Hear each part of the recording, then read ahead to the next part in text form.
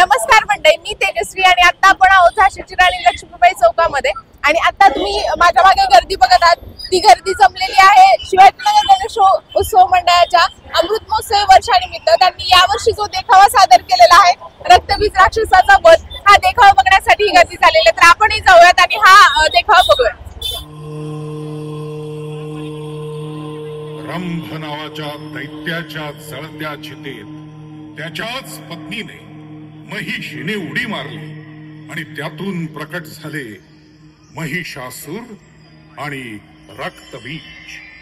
रक्तबीज हुशार, बलवान आणि शक्तिशाली होता.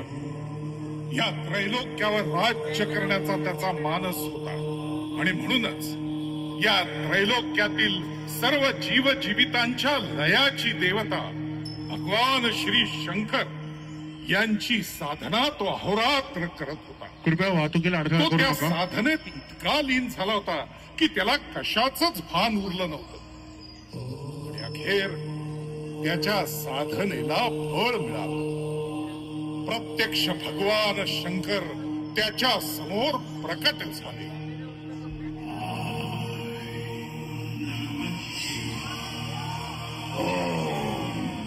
नमः शिवाय.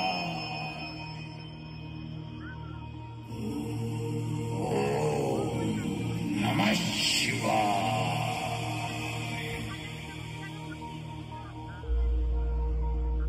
रक्तबीज, माझं चिंतन थांबव आता. काय हवंय तुला? का केलीस इतकी कठोर तपश्चर्या? हे भोलेनाथ, शक्ती, ताकद, साहस, वीरता सगळं आहे माझ्याकडे, पण मला त्रिलोकावर राज्य करायचं आहे.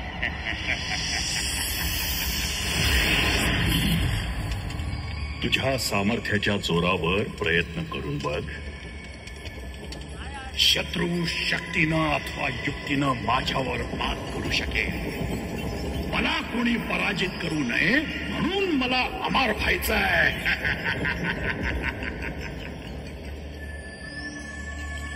उत्पत्ती, स्थिती आणि लय हा प्रकृतीचा नियम आहे.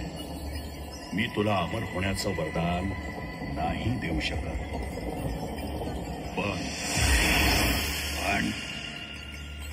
पण काय प्रभू, तुझ्या उत्पत्तीला थांबवता येणार नाही असा वर मी तुला देतो.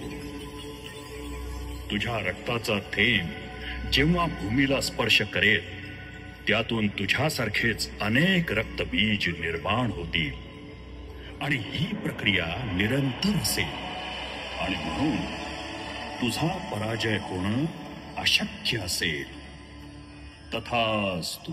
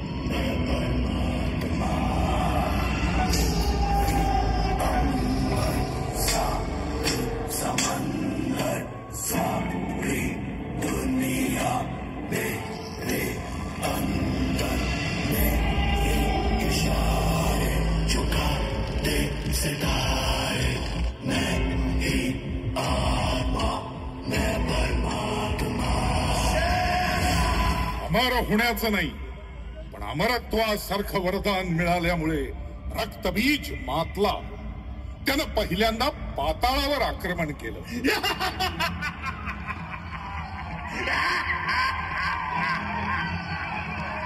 पाताळ लोकातील महिषी राजाला मारून तो स्वतः महिषीचा राजा झाला.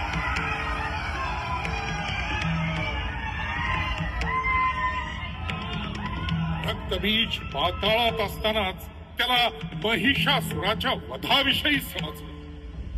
महिषासुराचा वध एका शक्तिशाली महाकाय देवीनं केल्याचं समजताच तो वेडापिसा झाला आणि त्या देवीचा वेड्यासारखा सगळीकडे शोध घेऊ लागला. पूजा पाठ करणाऱ्या ऋषी मुनींवर अनन्वित अत्याचार करू लागला.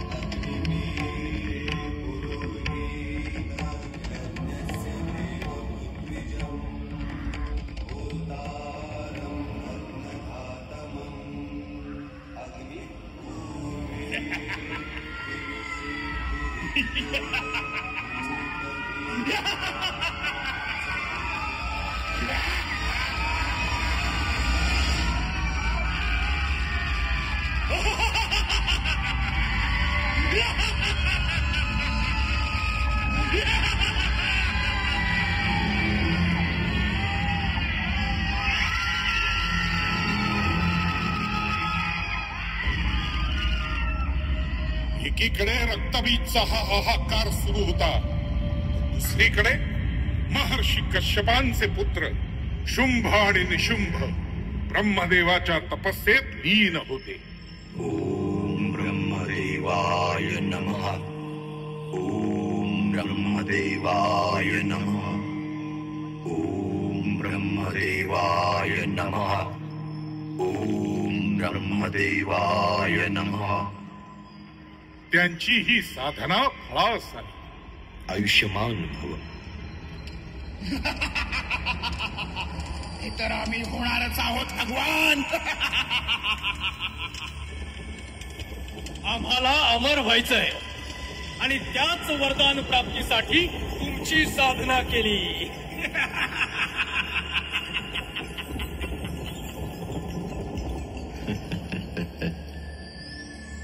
शुंभ निशुंभ यांचा स्त्री लंपट स्वभाव ब्रह्मदेवांना ज्ञात होता आणि म्हणून त्यांनी वरदान दिलं, केवळ एक आदिशक्तीच तुमचा वध करू शकेल.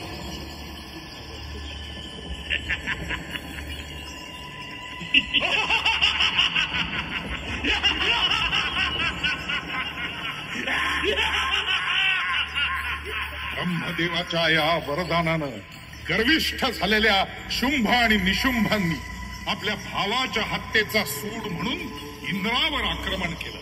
तेव्हा इंद्रदेव नृत्य गायनात रममाण होते.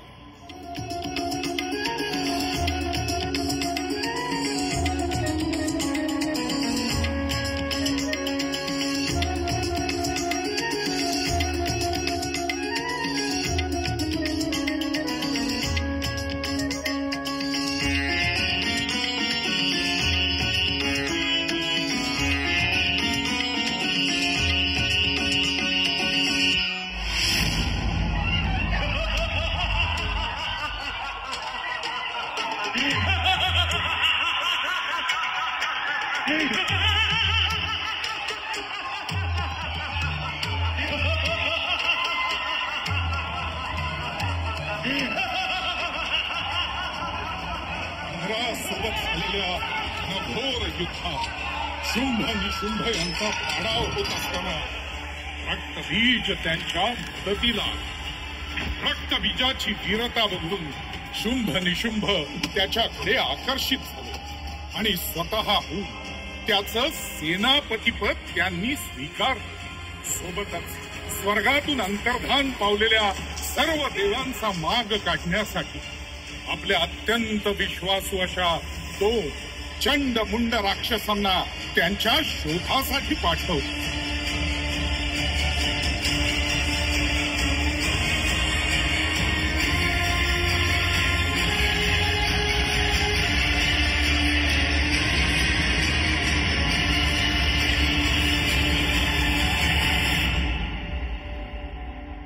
स्वर्गातून अंतर्धान पावलेले सगळेच देव कैलास पर्वतावर महादेवांना शरण आले. त्यावेळी भगवान महादेव त्यांच्या साधनेत अखंड बुडाले होते.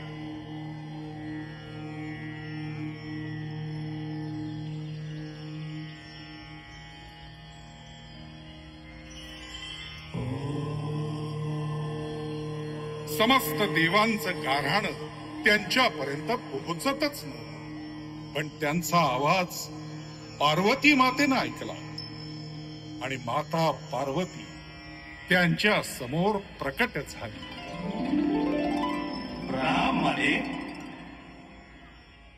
प्रणाम. समस्त देवगण आज कैलासावर अवतरले. नक्कीच काहीतरी खास प्रयोजन असेल. माते, आम्ही अनभिज्ञ असताना समस्त दैत्यांनी स्वर्गावर आक्रमण केलं आणि त्यांच्या सोबत महादेवांचं वरदान लाभलेला रक्तबीज आहे. ह्या संकटातून केवळ देवाधिदेव महादेवच आम्हास तारू शकतात. देवाच्या घोर तपश्चर्येत बाधा आणि विघ्न आणण्याचं धैर्य माझ्या अंगी नाही. पण देवराज, युद्धभूमी सोडून पळणे हा पुरुषार्थ नाही. आपण युद्ध सुरू ठेवावं. काहीतरी मार्ग नक्की निघेल. देवांच्या मागावर असणाऱ्या चंडमुंड दैत्यांची लालची नजर पार्वती मातेच्या सौंदर्यावर पडली. त्यांनी मातेच्या सौंदर्याचं वर्णन त्यांच्या धन्याला म्हणजे शुंभ निशुंभ यांना जाऊन सांगितलं. स्त्री लंपट स्वभावाचे दोघे ते वर्णन ऐकून वेडेपिसे झाले आणि मातेला मिळवण्यासाठी त्यांनी पुन्हा चंडमुंड यांना कैलासावर पाठवलं.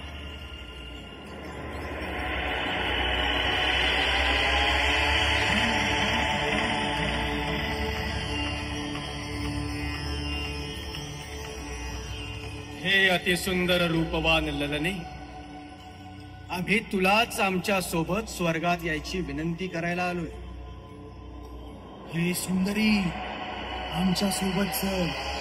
आमचे स्वामी शुंभ शुंभ यांना खुश कर. हे तुला स्वर्गाची राणी करतील. आणि तसही इथे या भणंग गोसाव्या सोबत राहण्यात काय हाशीत. तुमच्या वाणीला आवर घाला, अन्यथा काय सुंदरी.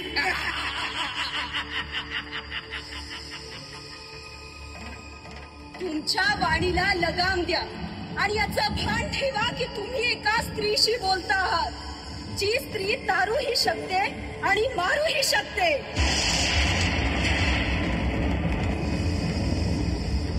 पार्वती मातेला त्यांनी हा प्रस्ताव दिला आणि सोबत अश्ली असभ्य भाषेत मातेसोबत बोलू लागले. मातेचा क्रोध अनावर झाला. उग्र रूप धारण करून तिने चंडमुंडांचा वध केला. त्या रूपाचं नाव झालं चामुंडा. पण पार्वती मातेचा झालेला अपमान दुर्गा मातेला सहन झाला आणि भगवान महादेवांच्या हलाहलाचा आऊत पार्वती मातेत विसावला. पार्वती माते प्रकट झाली. महाकाली, महाकाली.